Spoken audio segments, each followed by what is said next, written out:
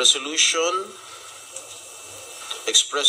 expressing unwavering solidarity and support to the leadership of the Honorable Speaker Ferdinand Martin G. Romualdez and upholding the integrity and honor of the House of Representatives in the face of intense assault from the Senate in violation of the principle of interparliamentary courtesy and undue interference in the performance of its legislative and constituent functions.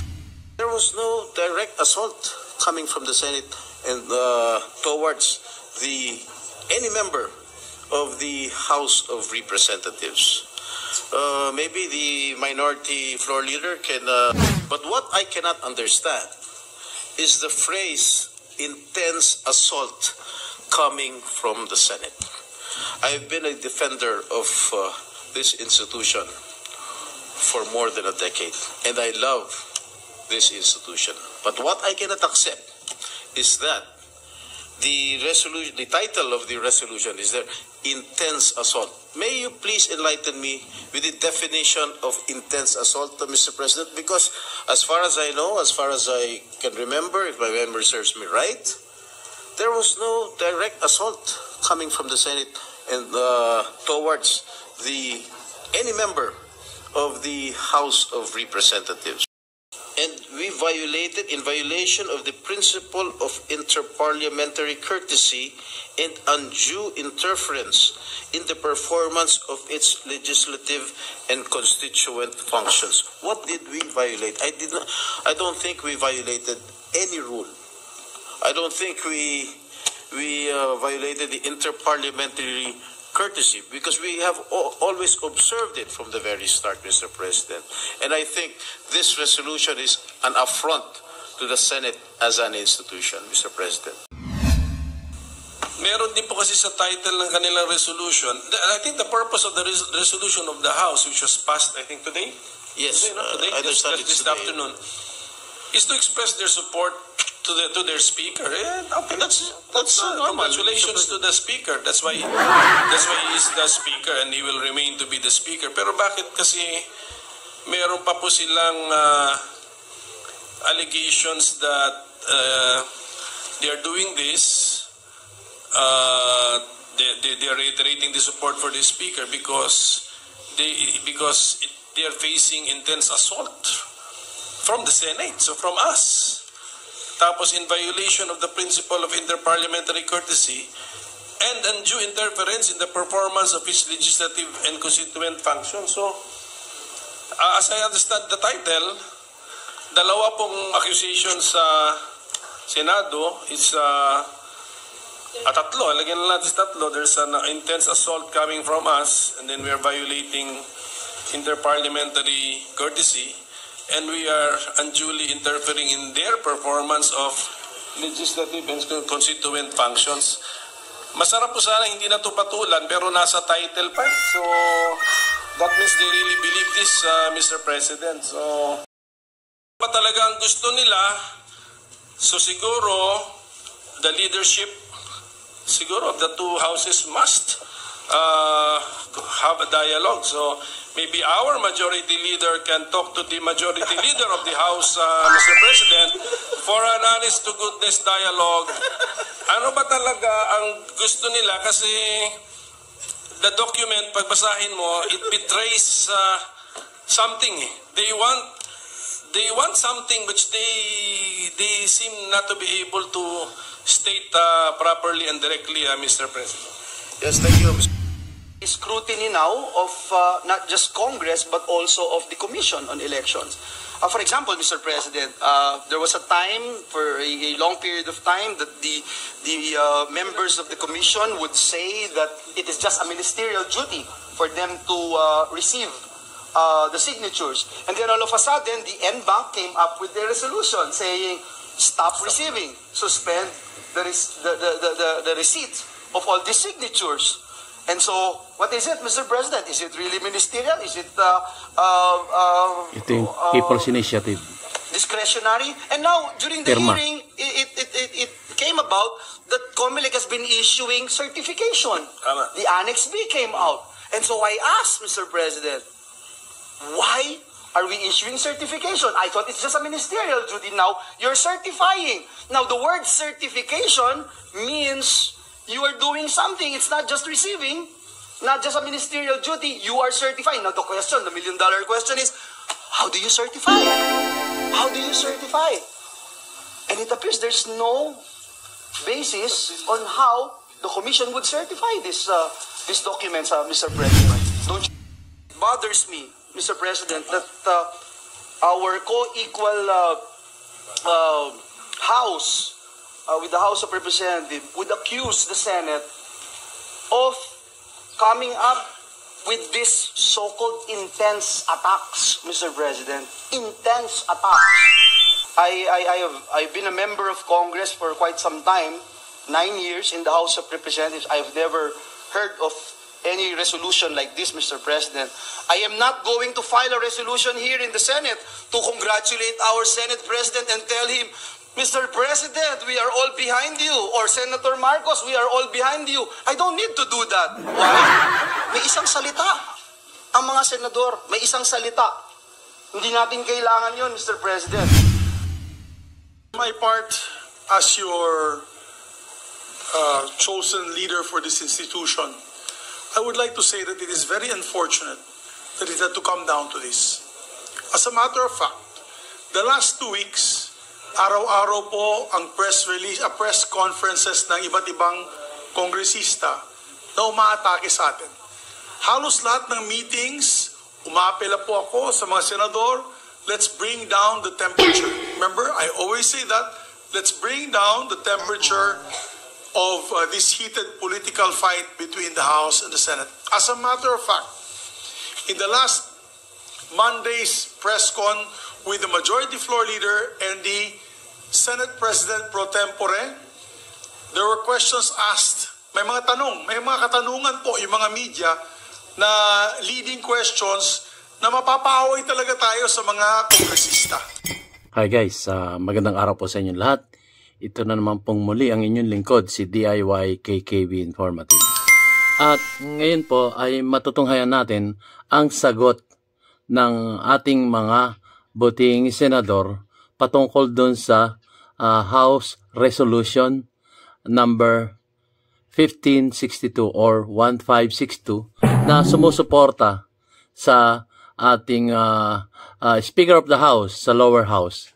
Yun po. At sasagutin nila itong House Resolution number 1562 at kanilang kokomentuhan at yung kanilang mga damdamin ay sasabihin nila dito. Ang mga nagsalita po dito ay unang-una ay ang ating butihing senador na si Jinggoy Estrada. Ayan po siya. So, ipapahayag niya dito ang mga kanyang hinaing kung bakit nag-file sila ng resolution number 1562.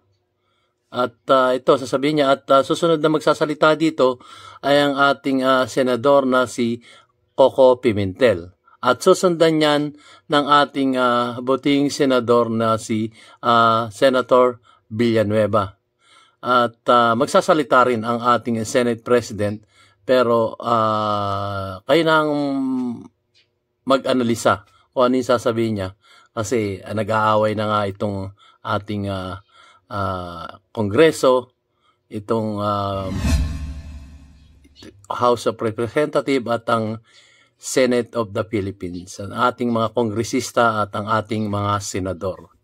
So, malungkot pong nangyayaring nagbabanggaan itong dalawang institusyon na to.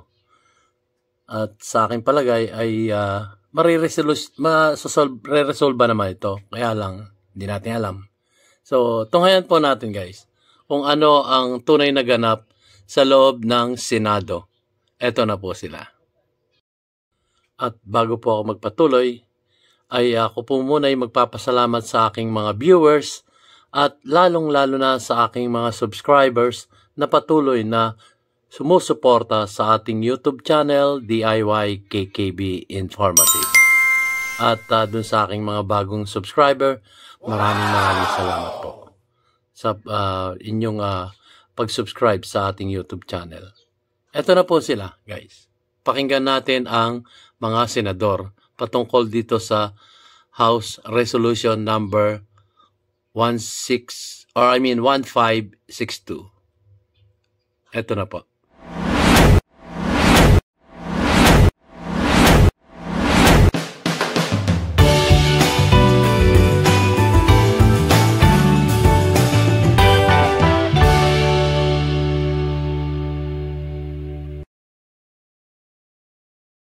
Objection to the motion. Motion is approved. Mr. President, the distinguished gentleman from San Juan is seeking the floor, the Honorable Senator Jinggoy Estrada. I move that he be recognized, Mr. President. Yes, our dear colleague, the gentleman from San Juan, the chairperson of the Committee on National Defense and on Labor, Senator Jinggoy Estrada is recognized. Thank you, Mr. President. Thank you, Majority Leader. First of all, I just received a news feed with regard to a resolution passed by the House of Representatives just a while ago, and the title reads as follows: a resolution expressing unwavering solidarity and support to the leadership of the Honorable Speaker Ferdinand Martin G. Romualdez in upholding the integrity and honor of the House of Representatives in the face of intense assault from the Senate in violation of the principle of interparliamentary courtesy and undue interference in the performance of its legislative and constituent functions. Mr. President, if a leader is embattled or beleaguered in the case of the House of Representatives, it is but normal for the members of the House to express their unwavering support. And if our Senate President here in the Senate is also beleaguered and embattled, we, the members of the Senate, will also express our full support to the leadership of our Senate President. That's normal. But what I cannot understand is the phrase intense assault coming from the Senate. I've been a defender of this institution for more than a decade, and I love this institution. But what I cannot accept is that the title of the resolution is there, intense assault. May you please enlighten me with the definition of intense assault, Mr. President? Because as far as I know, as far as I can remember, if my memory serves me right, there was no direct assault coming from the Senate and towards any member of the House of Representatives. Maybe the minority floor leader can enlighten me with the definition of intense assault. And just a minute.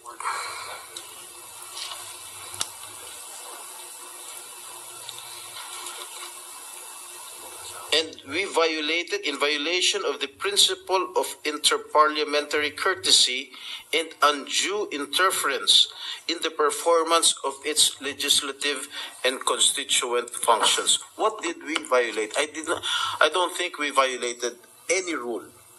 I don't think we violated the interparliamentary courtesy, because we have always observed it from the very start, Mr. President.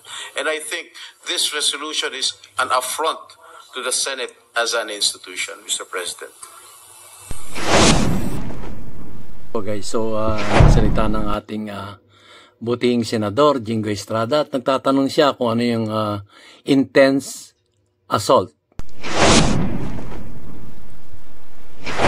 Ayan po guys, so natunghayan natin ang kanyang pagsasalita dito at kinu-question niya yung House Resolution number 1562 na may nakasaad doon na intense assault. Mabigat yun guys, intense assault. Ang niresearch ko yung intense assault. Yung intense kasing sinasabi ay extreme force, yung extreme force. Yung mabigat na puwersa, malakas na puwersa. Yun yung intense. At yung assault, yun yung physical na pag-atake mo dun sa tao. So, ganito yung kanilang ipinararatang sa ating mga botihing senador dito sa House of Senate, Senate of the Philippines. So, mabigat na paratay at meron pa yung violation ng interparliamentary. Yung bang, kumbaga, kami may sariling institusyon. Kami bukod doon sa inyong power. Dahil equal power of government sila eh. So, napakabigat po ng kanila.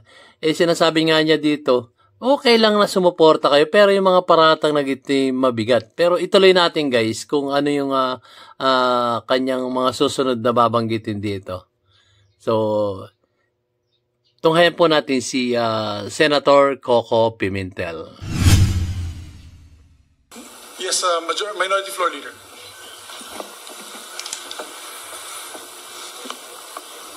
Just to respond to the manifestation of our brave and honorable colleague, Senator Estrada, who has always been, I've noticed that, yes, he always rises to support this institution or a member of this institution, Mr. President. Meron din po kasi sa title ng kanilang resolution. I think the purpose of the resolution of the House, which was passed, I think, today? Yes, Today, I understand this today. afternoon, is to express their support to their speaker. Okay, that's normal. Congratulations to the speaker. That's why he is the speaker and he will remain to be the speaker. Pero bakit kasi meron pa po silang allegations that they are doing this? They are reiterating the support for the speaker because they are facing intense assault from the Senate, so from us.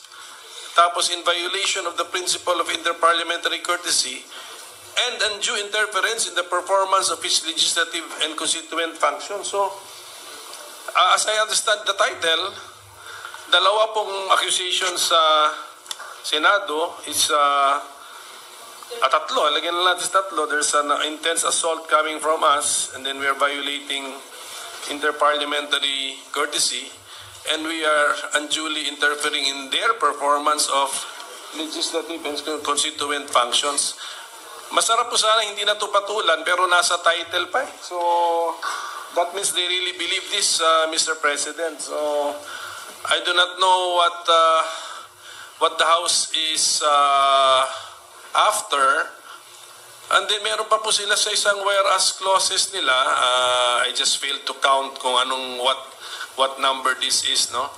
Ito na lang po. Whereas on January 30, 2024, the Senate conducted an investigation without a clear legislative purpose, specifically directed at discrediting the Honorable Speaker Ferdinand Marcos G.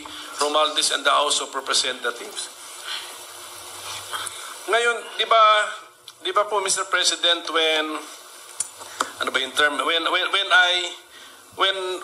I allege that a member of this House has personal or ulterior motives, bawal po yun, di ba? That's unparliamentary conduct. Ito naman baliktad. Sinasabihan tayo ng House of Representatives na yung investigation natin, although sa title, in aid of legislation, wala daw tayong clear legislative purpose. Okay. I mean, that is the unparliamentary conduct, Mr. President. And for the information of the House, in a few minutes, I will already be filing a bill to make complete, in my opinion, which makes complete RA 6735. So now it can be used now as the legal basis for a people's initiative. Kasi yan na ruling yung ruling ng Supreme Court. Alam na natin yan, na-remind tayo ulit because of this incident and our hearings, na-reinforce na mga resource persons, na ganito nga yung ruling ng Supreme Court, ito yung kahinaan ng batas. So yan yung clear legislative purpose at ito na ang clear legislative result. A bill will be filed which hopefully will now be sufficient to make RA 6735 as a clear sufficient and adequate basis for the people to exercise the right to initiate amendments to our Constitution. So, nakakalungkot that the House, our co-equal body here in the legislative branch, has accused us of practices which they are doing in the very same accusatory document, Mr. President. So ano ba talaga ang gusto nila? So siguro, the leadership, siguro, of the two houses must have a dialogue. So maybe our majority leader can talk to the majority leader of the House, Mr. President, for an honest to goodness dialogue. Ano ba talaga ang gusto nila? Kasi the document, pagbasahin mo, it betrays something. They want something which they seem not to be able to state properly and directly, Mr. President. Yes, thank you, Mr. Komento President. natin, guys. So, yun guys, maganda itong sinabi ni Senator Coco Pimentel. Kasi nga naman, sila yung mga tagagawa ng batas, itong lower house at itong upper house, itong Senado at ang Kongreso. So ngayon, yung kanilang resolution, hindi para sa taong bayan. Kasi sila para sa taong bayan, ang sinasabi nitong ating buting Senador Coco Pimentel, bakit parang personal yung inyong mga resolution? Hindi ito kumbaga, hindi ito konektado sa ating mga tungkulin bilang isang mambabatas, bilang tagagawa ng batas. Parang personal na. Tama nga naman. Ngayon lang ako liwanagan na, may punto to si Senator Coco Pimentel. Kasi yung mga resolution na ginagawa nila, pang-personal nilang agenda yan. Unawaan naman natin guys, di ba? Personal nilang agenda yan. Walang kinalaman yan sa paggawa nila ng batas para sa ikabubuti ng bawat isang mamayang Pilipino dito sa ating inang bansang Pilipinas. Tama po ba? Kagaya na lang nung balikan natin yung House resolution nila, yung 1414 na nagkakaisa yung mga kongresista doon sa lower house sa mababang kapulungan. Ayaw nga nilang tawaging mababang kapulungan at ang mga senador ay mataas na kapulungan. Na-offend nga di umano sila doon sa mga salitang ganyan. Pero yun ang katotohanan. Kasi ibinoto lang sila ng kanilang mga lalawigan. Nagsama-sama lang sila kaya sila'y dumami. Diba? Ang boto nila ay pinakamataas na, kung malaki yung populasyon ng botante, pinakamataas na yung 150,000 na botante. Correct me if I'm wrong, guys. Pero nagre-range lang yan sa 50,000 hanggang sa 200,000 na mga botante para sila'y manalo bilang isang kongresista sa kanilang mga distrito. Yan po ang katotohanan yan. Samantalang itong mga senador na to ay milyon-milyon. Minsan nga, naungusan pa yung presidente sa mga boto nila para sila'y maging senador. So, makikita milyon-milyon niya. Merong 15 million, may 20 million, may 25 million doon sa magiging top 12 na magiging senador. Tapos, itong lower house, itong ating mga kongresista ay nagpapalabas ng mga resolution para sa sarili nilang kapakanan, hindi para sa taong bayan. Hindi. Kaya nakakalungkot na sila nag-e-emote para sila gumawa ng kanilang resolution. Hindi po ito nakakabuti sa bawat isang mamayang Pilipino dito sa ating inang bansang Pilipinas.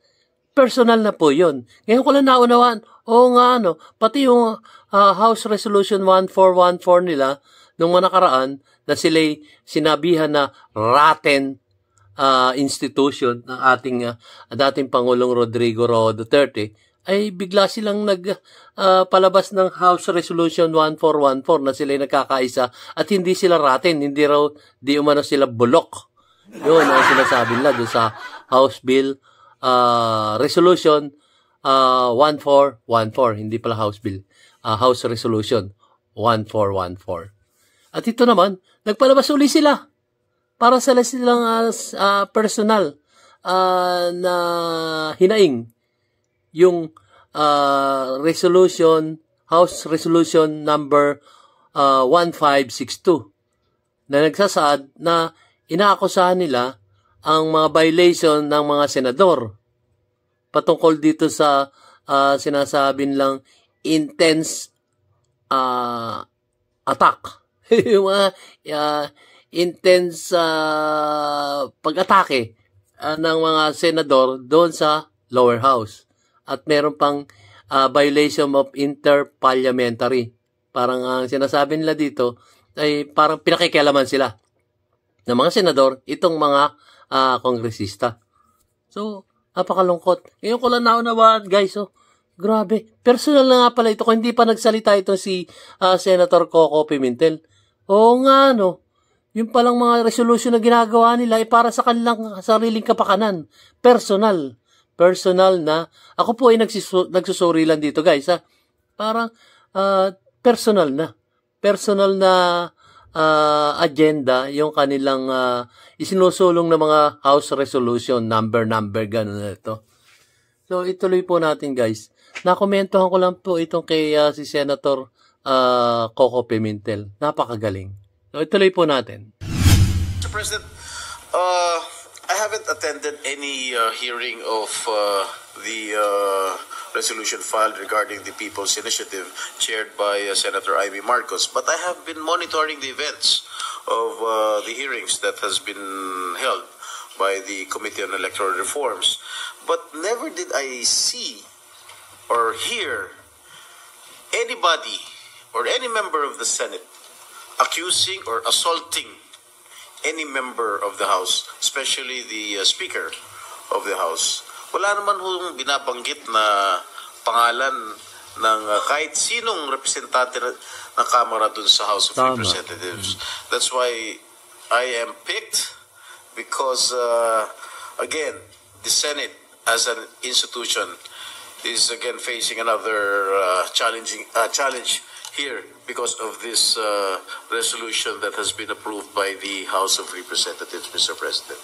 Mr. President, if I may just Yes, please proceed, Majority.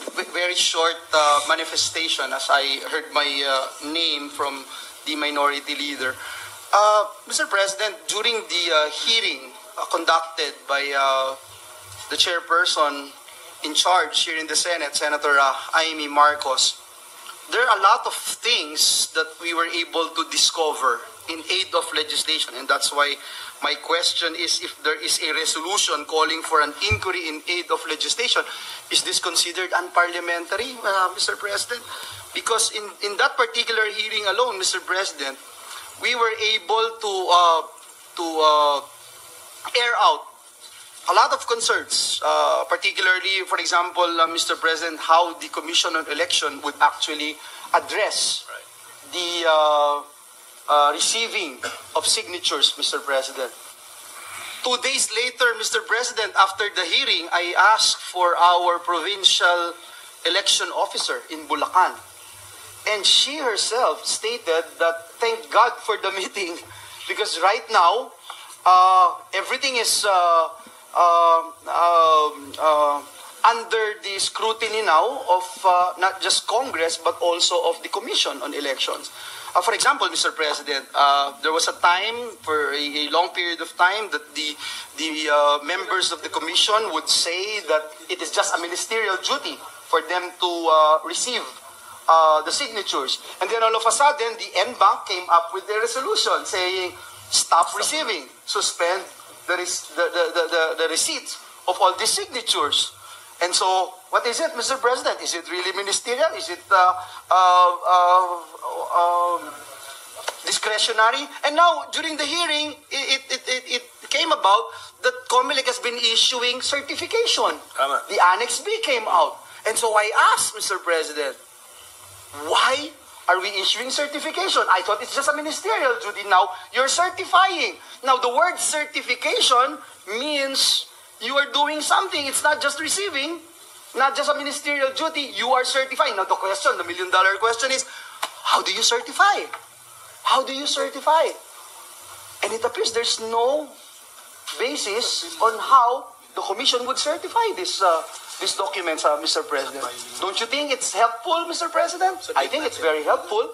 Now, on the part of this representation as a member of this august chamber, it bothers me, Mr. President, that our co-equal House, with the House of Representatives, would accuse the Senate of coming up with this so-called intense attacks, Mr. President. Intense attacks.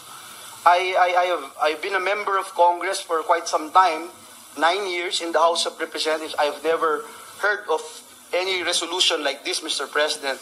I am not going to file a resolution here in the Senate to congratulate our Senate President and tell him, Mr. President, we are all behind you. Or Senator Marcos, we are all behind you. I don't need to do that. Why? Mga personal. May isang salita. Ang mga senador, may isang salita. Hindi natin kailangan yun, Mr. President. Tama. The fact that we see each other, yung pagkamay natin sa isa't isa, alam na natin. Meron na tayong pinagkaisahan. Meron tayong pinagkasunduan, Mr. President. I cannot say otherwise with the other chamber, Mr. President, because, and I think this is the root cause of the problem, I think the leader of the House is not sharing the information that was shared to us by our Senate President.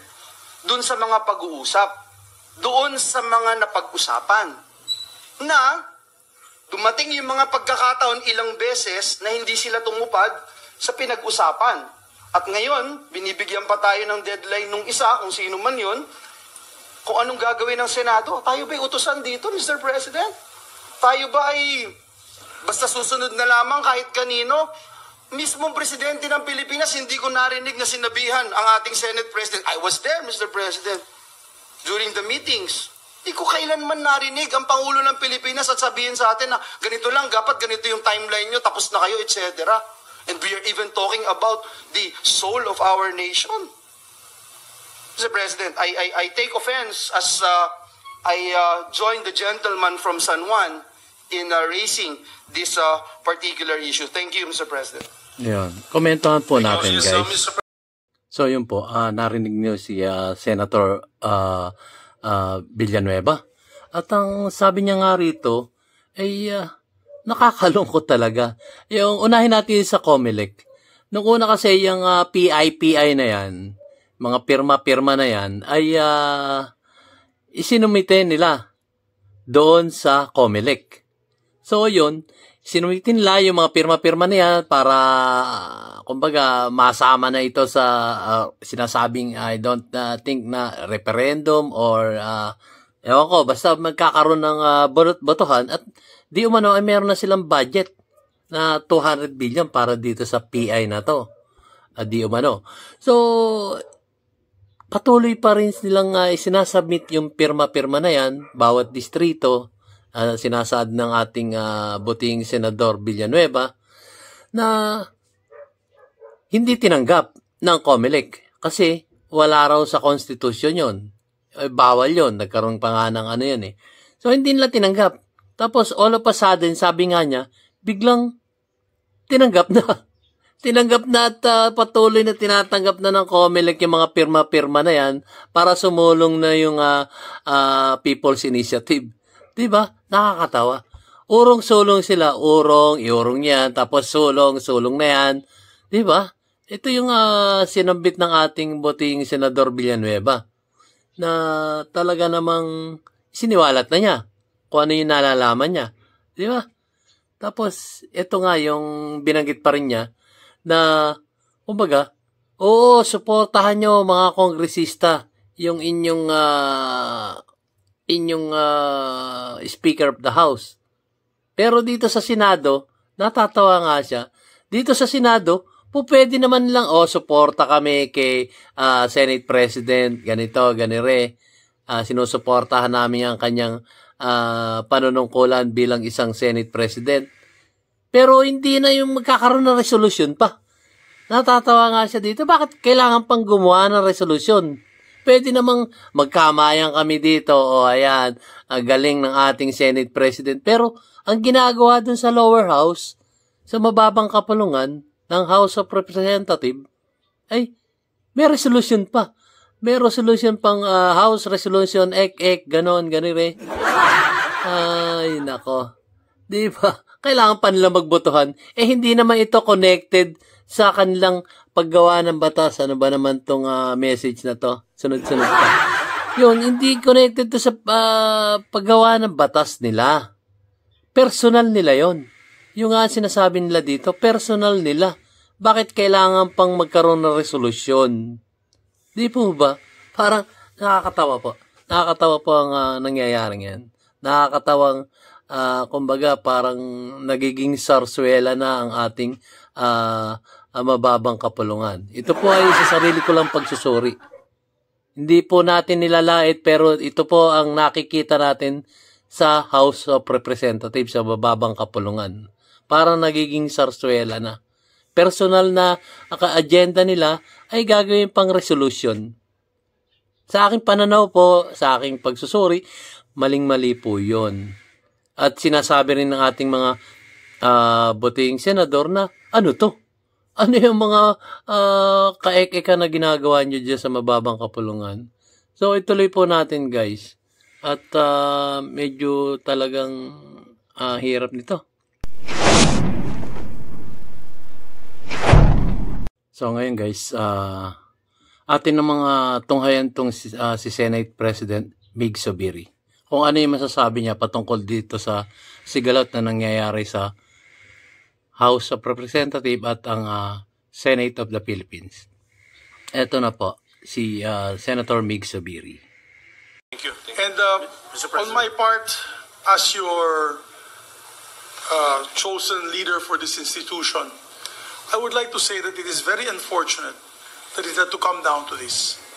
As a matter of fact, the last 2 weeks, araw-araw po ang press conferences ng iba't ibang kongresista na umaatake sa atin.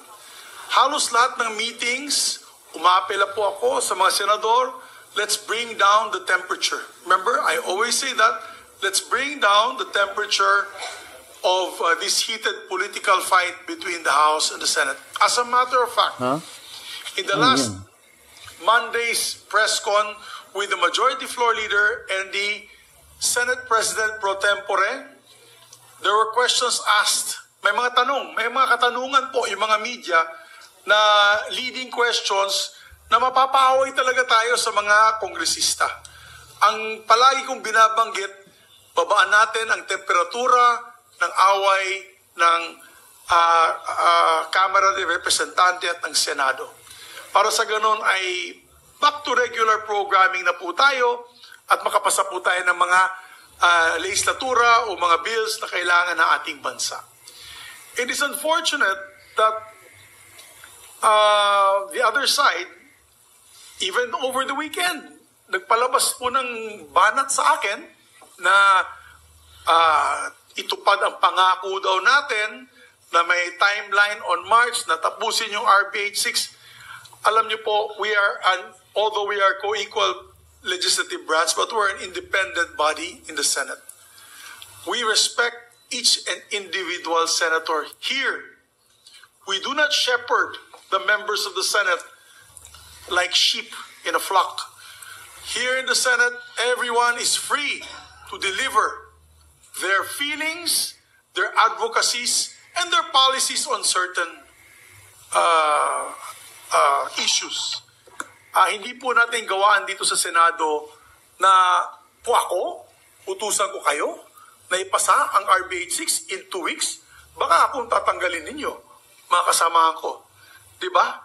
Who am I to force my 23 other members? I am just as you say in the Supreme Court, I am first of equals. Equal po tayo lahat dito.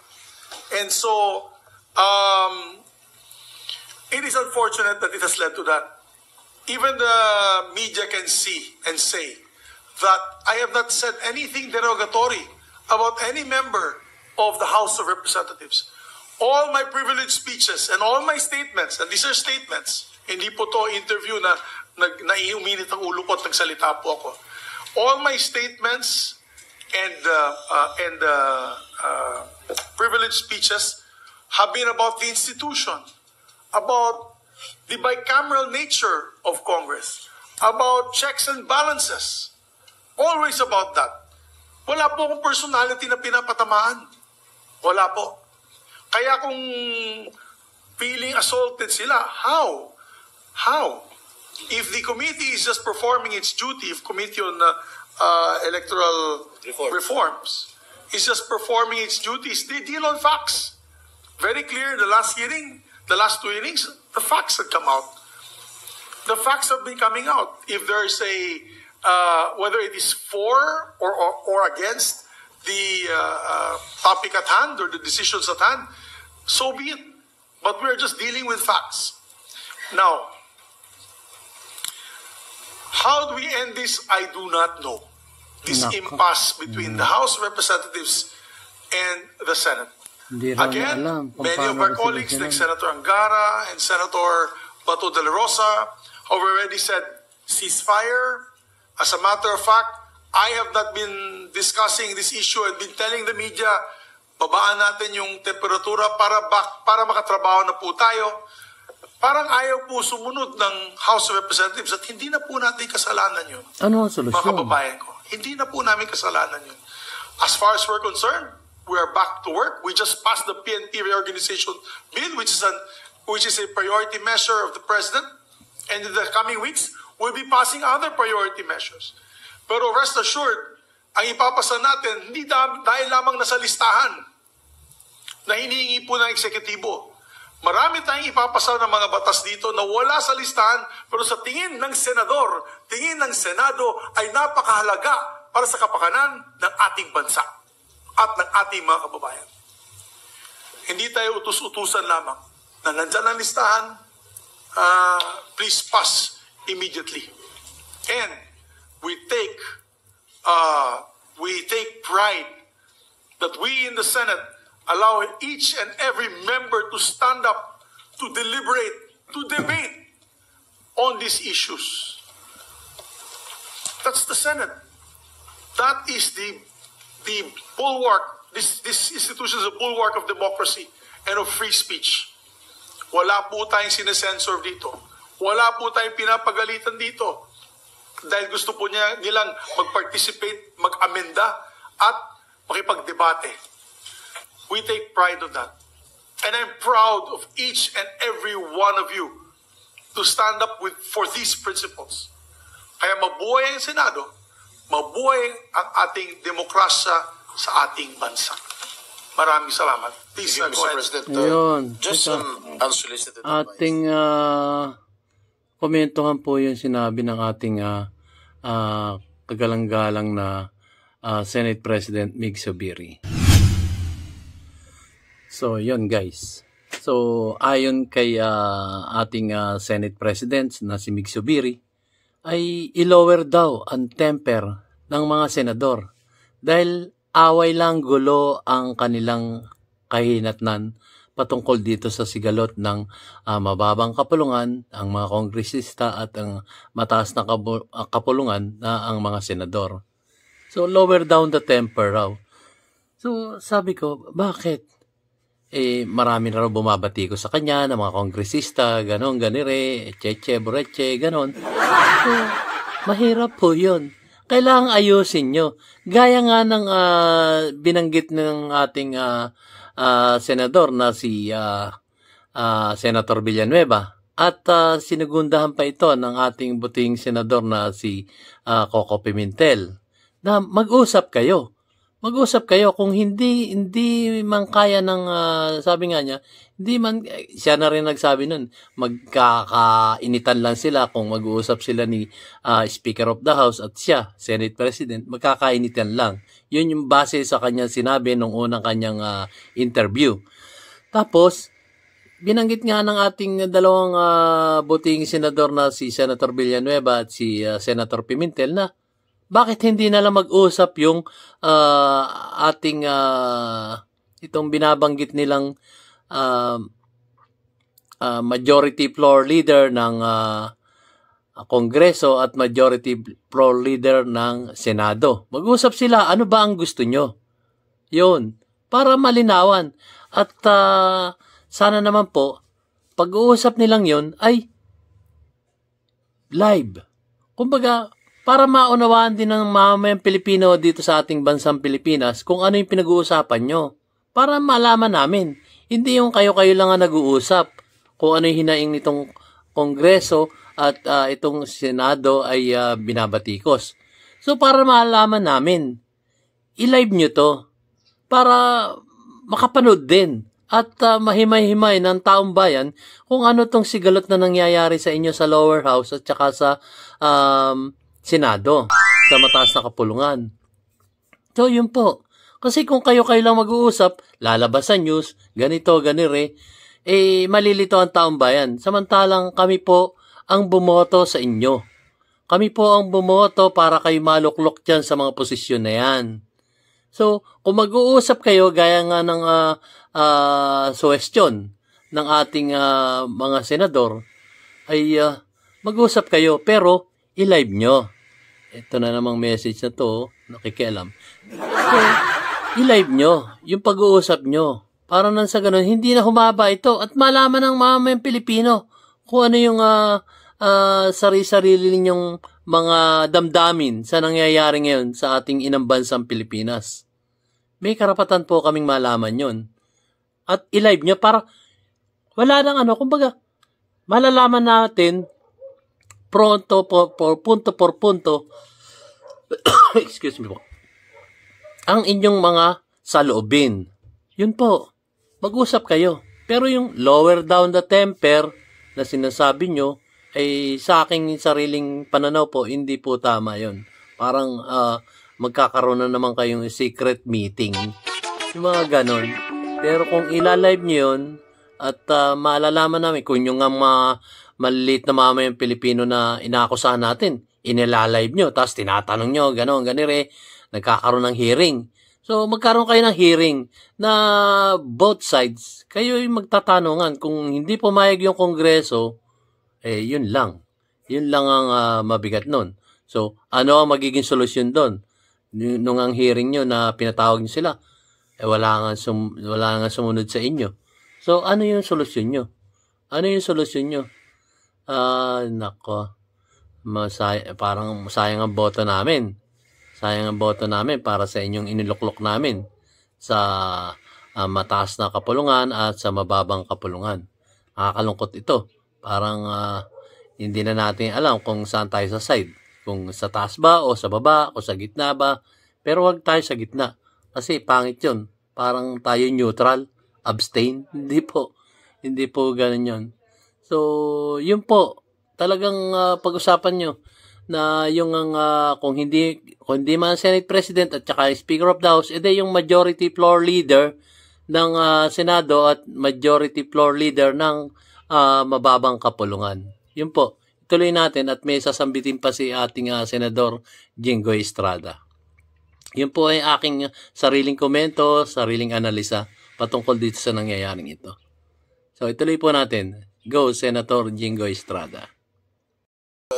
Just an unsolicited advice para hindi na masyado lumaki itong sunog, yung away ng House tsaka ng Senado, because I've been here since 2004 and this is the first time that I have witnessed na talaga nagkakabangayan itong dalawang bahay na Kongreso, ang Senado at saka yung House of Representatives. If I may suggest, siguro yung leadership ng Senate at leadership ng House, mag-usap-usap na para matapos na. Ano ba talaga gusto ninyo, pare ko? Ano ba gusto natin dito mangyari? Para matapos na lahat. Kasi balang araw, habang tumatagal yung away ng House of Representatives at Senado, baka bumagsak yung ekonomiya natin. Yun ang nakakatakot. Baka matakot yung ating mga foreign investors, hindi na pumasok dito. That's why I suggest, my humble suggestion is that if you want me to make representations with the House of Representatives, I will do that. Para lang magkaroon tayo ng settlement. Para wala naman masyadong bangayan na nangyayari sa atin. If kung utusan niyo po ako, Ginoong Pangulo, I can do that. Kahit ngayon, pwede kong tawagan sila speaker. But Okay. we will Ano? no, that function is on the position of the leadership. With due respect, Yes, yes. Senator Angara, Senator Estrada. Nagkakamali-mali na. And bukas naman ang tanggapan namin ni Speaker na makipag-usap. I just don't know kung kailan. Ako. But Teka, ha? within an event. Ayun nga po, komentohan po natin. Ginoong Senate President. Meron na nga pong suwestyon itong ating butihing Senador Jingo Estrada na siya na yung mag-i-initiate. Tapos sasabihin nyo, bukas ang inyong opisina para makipag-usap. Hindi mo nga lang alam, ikaw na mismo nagsabi, hindi mo nga lang alam kung kailan at saan mangyayari yung pag-uusap na yun. Eto na nga meron ng suwestyon ang ating Senator Jingo Estrada. Kahit nga siya, tawagan na niya. Siya na nag-i-initiate na makipag-usap doon sa mababang kapulungan para tanungin kung ano ba itong nangyayari ito, ayusin natin to, ano ba ang hinaing nyo, pare koy, sabi nga niya. Tapos ngayon, ang rebat mo sa ating buting Senador Jingo Estrada ay bukas ang inyong opisina at para mag-usap. At tapos ngayon, sasabihin mo, I don't know kung kailan, ganon, saan. Ginoong Senate President, Migs, ano po ba? Ano po ba talaga ang inyong stand sa pangyayaring ito? Kayo po ba ay neutral? Kayo po ba ay humaharang? Kayo po ba ay galit? Ano po ba? Parang mag-aantay na lang kayo. Walang mag-i-initiate sa inyong dalawa. Walang mag-i-initiate talaga dyan nang mag-uusap kayo. Parang nag-iiwasan kayong dalawa. Ito na nga ang ating Senador Jingo Estrada na kumbaga siya na nga yung pwedeng gumanap doon sa pangyayari niya para sa pag-uusap. Utusan nyo lang siya. Kaya lang parang ewan ko ba Senator Migs, kung ano yung nasa sa loob nyo. Parang sa sarili kong pagsusori, umiiwas po kayo sa totoong mangyayari. Kaya nga meron na nag-volunteer na ako na ang kakausap. Bigyan nyo lang ako ng pahintulot. Kaya lang ayaw nyo bigyan ng pahintulot. Ewan ko ba, tuloy natin kung ano yung masasabi nyo dyan sa bukas ang inyong opisina. Eto, tuloy natin. For the future. Maybe, I think we'll be Mr. President, maybe the three of you, Senate President Pro Temp, and the Majority Floor Leader, or even the Minority Floor Leader, if he Kaya wants to. nga, siya na nga For the mag-i-initiate. good of the country, we will do it. For the good of the country. For the good of the country, we'll do it, as I said, no? Nako. Hindi po personal ito. Hindi po tayo gumagawa ng hakbang para mapaganda ang buhay ng mga senador. Dito, trabaho lang po tayo para sa ating bansa. So, for the good of the country, bukas ang tanggapan namin para Nako po. makipag-usap sa House of Representatives. Sino mag-i-initiate? Para matigil na po itong bangayan na ito. It's Nako. nice to hear, Mr. President. Thank you, Mr. President. Thank you very much. Tingnan nyo. Thank you. Yun nga, biruin mo yun. Talaga bukas. Sino mag-i-initiate nga? Wala nga mag-i-initiate Ayun nga, ito na nga, nagbabolunteer na si Senator Jingo Estrada para mag-initiate ng, kumbaga sabihin na nating peace talk. Peace talk para sa, ay nako. Tapos sasabihin nyo palagi, bukas ang inyong opisina at nakakalungkot po guys. Kasi, kailangan na masolusyonan to kasi kami naapektuhan, kaming maliliit na mamayang Pilipino. So, talagang, ewan ko ba, hindi ko po talaga maunawaan, ginoong Senate President, na kayo po ba ay, agtatanong lang po ako, kayo po ba ay natatakot sa ating presidente? Kayo po ba ay natatakot dito sa ating Speaker of the House? Ano po ba? Meron na nga po nagbo-volunteer. At kayo na rin nagsabi, pwede kayong tanggalin ng ating mga senador dyan sa inyong posisyon. Dahil nga sa mga inyong mga sinasabi dyan, yun po. Kaya, hindi ko mabigkas kung anong words ang dapat kong sabihin. Eto na nga, malinaw na nga. Si Senator Jingo Estrada ay nagbo-volunteer na makipag-usap doon. Ibigay nyo lang ang hudyat para makipag-usap sa peace talk ng mababang kapulungan at ang mataas na kapulungan na senador. Yan na, inabanggit na yan niya. Nakakalungkot po, guys. Nakakalungkot. Sundan na natin yung susunod na kabanata. At, hindi ko ma-express kung anong words ang gusto kong sabihin. Malinaw na naman na sinabi ng ating buting Senador Jingo Estrada. Pero, umaharang pa rin itong ating Senate President. Hindi ko mabanggit kung anong, So, hanggang dito lamang po, guys. At maraming salamat po sa panonood ng aking mamunting YouTube channel, DIY KKB Informative. At sinasabi ni DIY KKB Informative, good luck, Congress. Good luck, Upper House o Senado. Good luck sa inyong dalawang institusyon. Maraming salamat po sa inyong pagtunghay. See you on my next vlog.